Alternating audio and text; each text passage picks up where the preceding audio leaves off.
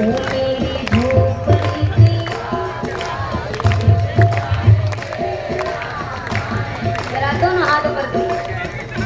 आएंगे के बाद क्वेश्चन मार्क नहीं लगाना, फुल स्टॉप आएंगे। और जरा दोनों हाथों को ऊपर करके तालियों के साथ कहिए, मेरी झोपड़ी के बाद रात ये आएंगे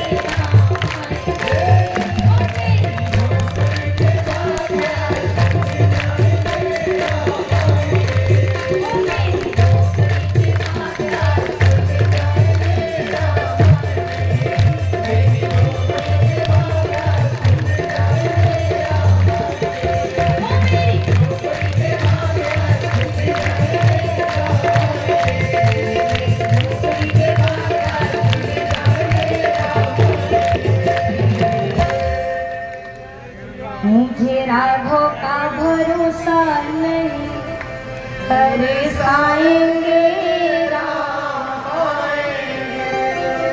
एक गांव में ना बारिश नहीं हो रही थी।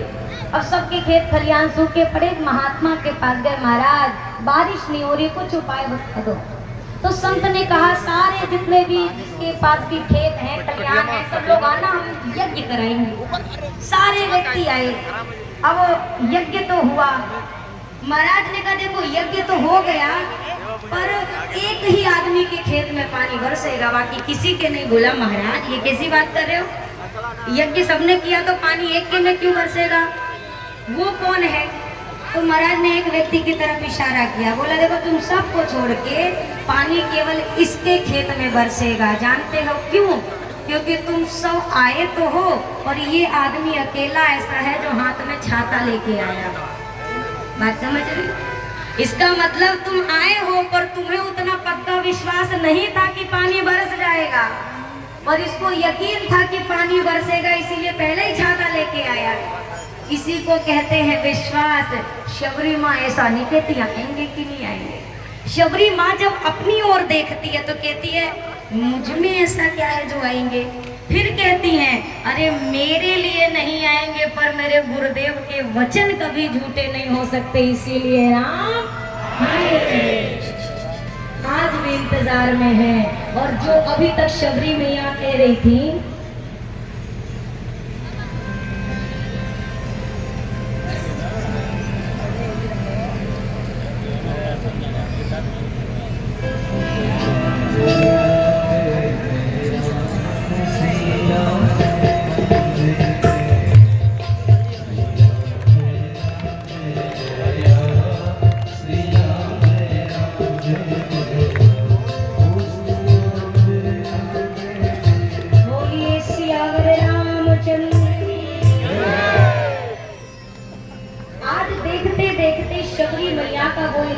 पूर्ण हो। आएंगे आएंगे आएंगे कहते कहते उनके राम आ गए। और उसी क्षेत्र में बहुत सारे ऐसे ऐसे ऋषि मुनि हैं, महात्मा हैं। कोई पेयहारी है, कोई जलहारी है, कोई केवल पवन का आहार लेकर अपने व्रत तपस्या को पूर्ण करता है। राम जी किसी के यहाँ नहीं। उन्हीं से पूछते हुए राम जी आ रहे हैं, महाराज मेरी शबरी मैया कहाँ रहती है, मेरी शबरी मैया की कुटिया कहाँ है? पूछते पूछते एक संत ने कहा प्रभु ये फूलों से भरा रास्ता जहाँ से शुरू हो रहा है और जहाँ पर जाकर ये खत्म हो जाए वही शबरी जी की कुटिया है। राम जी उसी मार्ग से चलते चलते शबरी जी की कुटिया के आगे आकर खड़े हो गए। बूढ़ी मेरी शबरी मैया, वृद्धावस्था। अब शबरी मैया सोच रही हैं ये कौन आता हुआ दिखाई दे रहा है। अच्छा शबरी मैया ने भगवान को कभी देखा थोड़ी ना। उन्होंने गुरु जी से कहा प्रभु भगवान आ भी जाएंगे तो मैं पहचानूंगी कैसे, मैंने भगवान को कभी देखा नहीं। गुरुदेव ने 5 पहचान बताई थी। कितनी? जोर से बोलिए। 5 पहचान बताई थी शबरी जी। राम जी निकट आकर खड़े हुए, कहा आप ही मेरी शबरी मैया है क्या? धुंधली नेत्रों को ऊपर करके मैया शबरी ने मुख देखा, बोला मैं तो शबरी हूँ पर आप कौन हैं? और शबरी मैया के मन में तुरंत आया कहीं ये वही तो नहीं जिनके लिए रोज गाती थी कि राम आएंगे। ये राम जी तो नहीं है ना ना, पर ऐसे कैसे यकीन कर लूं कि ये राम जी हैं। अच्छा याद आया, गुरुदेव ने 5 पहचान बताई थी ना, चलो जरा देखती हूँ मिल रहे हैं कि नहीं। गुरु जी ने कहा था शबरी राम जी आएंगे तो पहचान क्या है, उनकी कमल की पंखुड़ियों के समान विशाल नेत्र हैं। पहचान नंबर 1, सरसिज लोचन बाहु विशाला, उनकी विशाल भुजाएं हैं। पहचान नंबर 2, जटा मुकुट शेर, शबरी वन में आए हैं तो सिर पर जटाओं का मुकुट होगा। पहचान नंबर 3, उर वनमाला, गले में वनमाला धारण करी होगी। पहचान नंबर 4, श्याम गौर सुंदर 2 भाई। पहचान नंबर, ये 5 थे। अब शबरी मैया मिलान कर रही है, 1 2 3 4 5 मिल रहे हैं कि नहीं, गौर से देख रही है। जरा देखो तो आंखें कैसी हैं। अब शबरी मैया का मिलान देखिए। अरे सरसिज लोचन बाहु विशाला, सरसिज लोचन बाहु विशाला, जटा मुकुट सिर उर वनमाला, जटा मुकुट सिर उर वनमाला। हाँ, कमल की पंखुड़ियों जैसी आंखें तो हैं, एक तो मिल गया। और देखो जरा भुजाएं कैसी हैं इनकी। अरे हाँ, बड़ी लंबी लंबी भुजा है। हाँ, 2 भी मिल गए। और देखो गले में इन्होंने कौन सी माला पहनी है। हाँ, ये तो वन माला ही जान पड़ती है।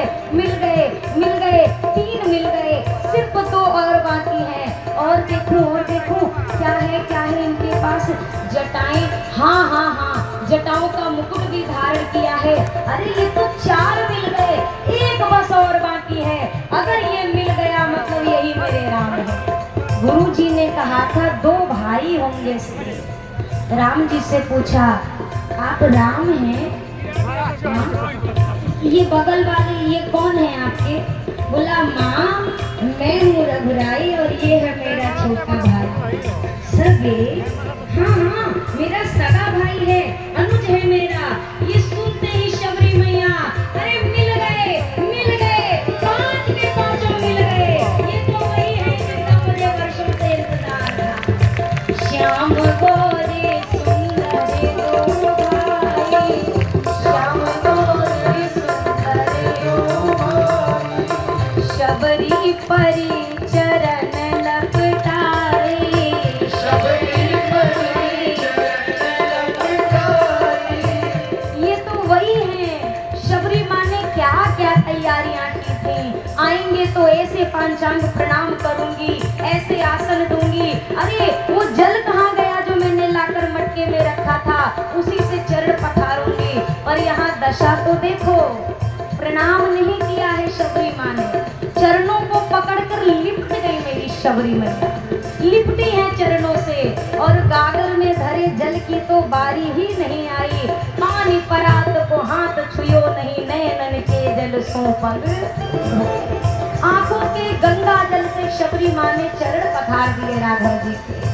अब थोड़ा खुद को संभाला और सोच रहे हैं अरे मैं बावली, गुरु जी से पूछ ही ना सकी, भगवान आएंगे तो उनकी स्तुति में क्या क्या कहना है, क्या स्तुति गाऊं।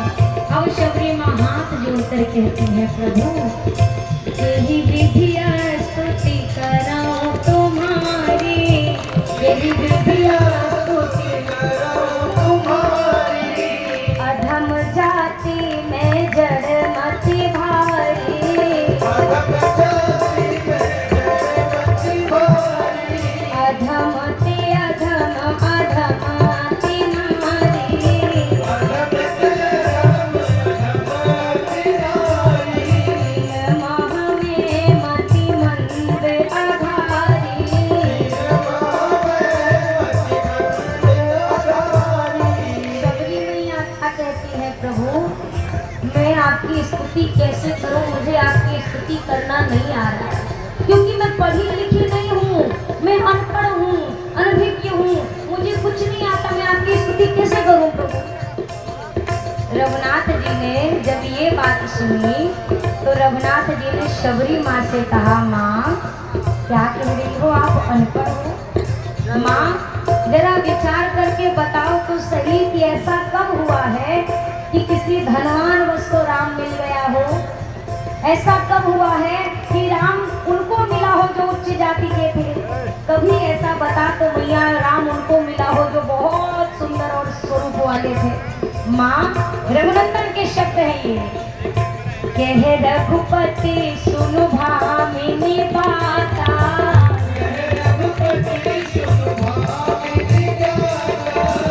मानो एक भगति करे नाता,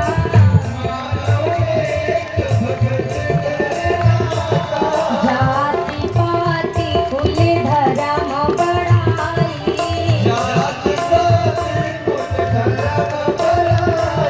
धन बल परिजन गुण चतुराई।